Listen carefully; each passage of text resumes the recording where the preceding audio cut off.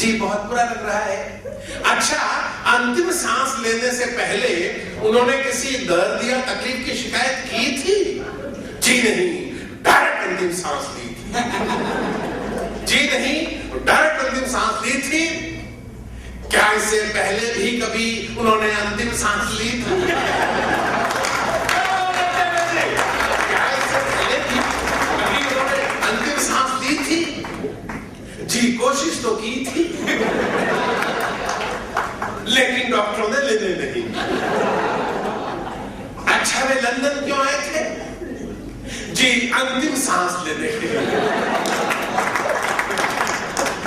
वे ये अंतिम सांस भारत में भी ले सकते थे, इसके लिए इतना दूर क्यों आए? जी राष्ट्र हित में आए। हमारे देश के नेता जो भी काम करता है राष्ट्र हित में आए। अच्छा, अंतिम सांस लेने के बाद क्या हुआ? जी अंतिम सांस लेने के बाद वे मर गए। क्या उनको पता था? क्या उनको पता था कि अंतिम सांस लेने के बाद वे मर जाएंगे? जी पता था। जब उनको पता था, जब उनको पता था कि अंतिम सांस लेने के बाद वे मर जाएंगे, फिर उन्होंने अंतिम सांस क्यों ली? जब उनको पता था कि अंतिम सांस लेने के बाद वे मर जाएंगे, फिर उन्होंने अंतिम सांस क्यों ली? जी राष्ट्र हित में ली। अंतिम सांस ली जी राष्ट्र हित में ली। क्या इस परंपरा को आगे बढ़ाया जाना चाहिए? बाकी नेताओं को भी राष्ट्र हित में मरने के लिए आगे आना चाहिए। बाकी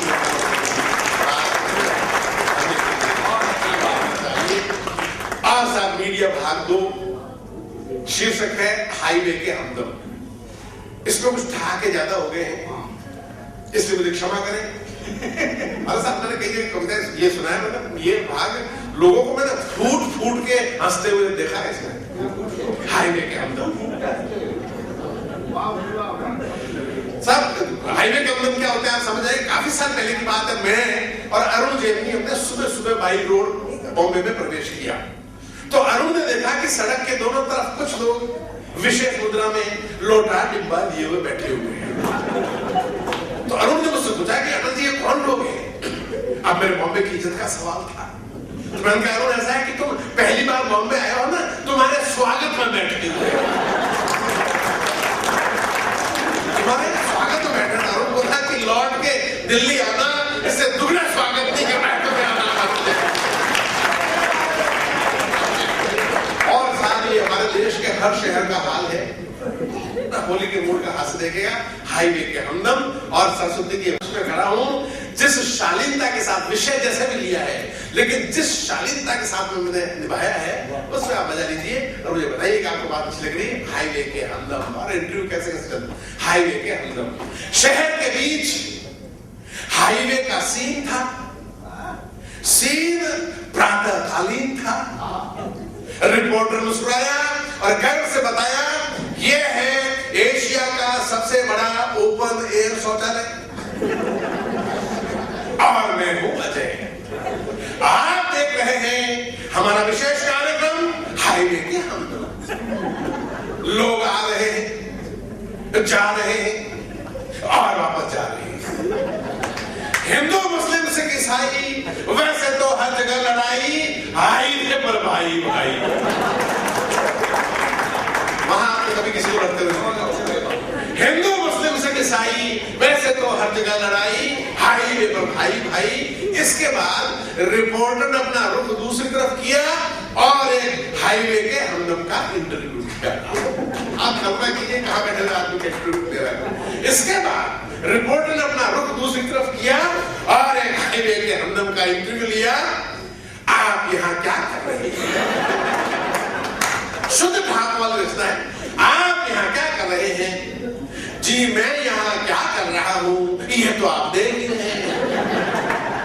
जी मैं यहाँ क्या कर रहा हूँ ये तो आप देख ही रहे हैं, लेकिन आप यहाँ क्या कर रहे हैं? मैं जरा संकोची आपको तालियों में ये तो आप देख ही रहे हैं, लेकिन आप यहाँ क्या कर रहे हैं? रिपोर्टर बोला हम लाइव टेलीकास्ट कर रहे हैं। रिपोर्टर बोला हम लाइव टेलीकास्ट कर रहे हैं, हमारा विशेष कार्यक्रम हाईवे के हमदम। लोग हाईवे के हमदम, इसमें आपका स्वागत है। हमदम बोला हम तो यहाँ रोज आते हैं, आज आपका स्वागत है।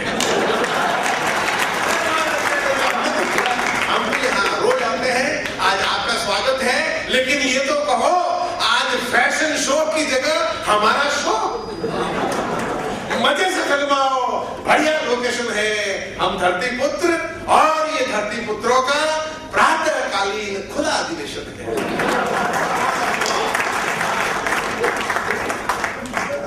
रिपोर्टर ने पूछा क्या आपको नहीं लगता कि आप सरकारी नियम का उल्लंघन कर रहे हैं?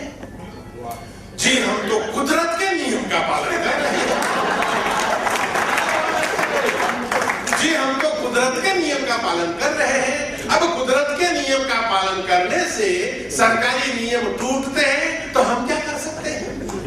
रिपोर्टर ने इंटरव्यू आगे बढ़ाया, ये हाईवे कब से है? जी 10 साल से। यहाँ आपका अधिवेशन कब से चल रहा है? जी महाभारत काल से। जी महाभारत काल से पहले यहाँ एक गांव था।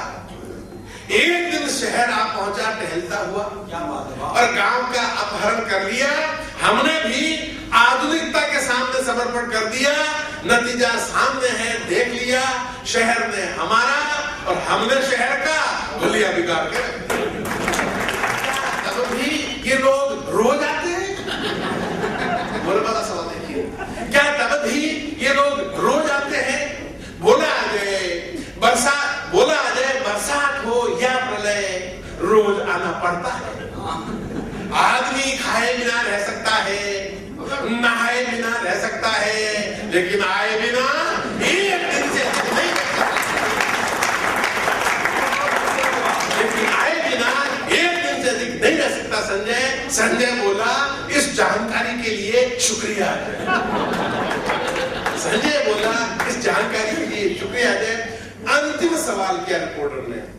अंतिम सवाल, मैं कोई गांव का रहने वाला हूँ, शहर और गांव के बीच जो हल्का सा भेद है मैंने उसको रेखांकित किया है। अंतिम सवाल किया रिपोर्टर ने, क्या कारण है कि शहर में आप न शर्माते हैं न लजाते हैं, इस तरह खुले में बैठ जाते हैं, जबकि गांव में आज भी लोग लाज निभाते हैं? तो हमदम बोला गांव में एक दूसरे को जानते हैं इसलिए करते हैं लाज, यहाँ जान बचानी नहीं तो काहे की लाज और किसका लिहाज।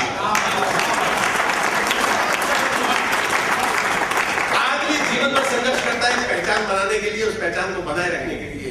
यहाँ जान पहचान नहीं तो काहे की लाज और किसका लिहाज। गांव में संस्कार था, शहर में रोजगार था। रोजगार के लिए गांव छूटा तो आंखों की शर्म रही जाती, वहां पगड़ी उतारने में आती थी शर्म, यहाँ कपड़े उतारने में नहीं आती। 40 सेकंड की एक छोटी सी कविता। तटस्थ होना यानी न्यूट्रल होना, ये हमारी राष्ट्रीय पॉलिसी भी है और हमारी ये मतलब हमारी वास्तविक स्थिति है। ये होना नहीं चाहिए। सड़क पे एक आदमी तड़प रहा है, मरता हुआ है एक्सीडेंट में, तब भी हम उसकी मदद नहीं करते। ये हमारा राष्ट्रीय चरित्र बन गया है। चल पकते 40 सेकंड की कविता। तटस्थ, हम तटस्थ हो गए। प्रदीप आप सीधा जी आप हम तटस्थ हो गए। एक द्रौपदी का चीर हरण चुपचाप क्या देखा, हर अन्याय सहने के अभ्यस्त हो गए। एक द्रौपदी का चीर हरण चुपचाप क्या देखा, हर अन्याय सहने के अभ्यस्त हो गए। हम तटस्थ हो गए, हम तटस्थ हो गए। महात्मा गांधी के पीछे ठेठ अंत में खड़े मूक दर्शक कहलाए स्वाधीनता सेनानी। महात्मा गांधी के पीछे ठेठ अंत में खड़े मूक दर्शक कहलाए स्वाधीनता सेनानी और गुमनाम चले गए सब कुछ लुटाने वाले असल बलिदानी। हम तटस्थ बने रहे।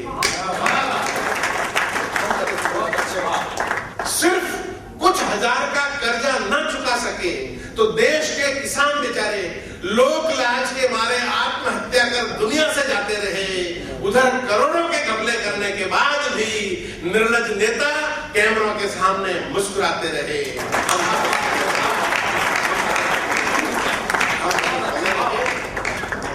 वनों से पेड़, गांवों से सरलता, शहरों से संवेदनशीलता खोती रही, सीधे और सरल लोगों की नस्ल समाप्त होती रही।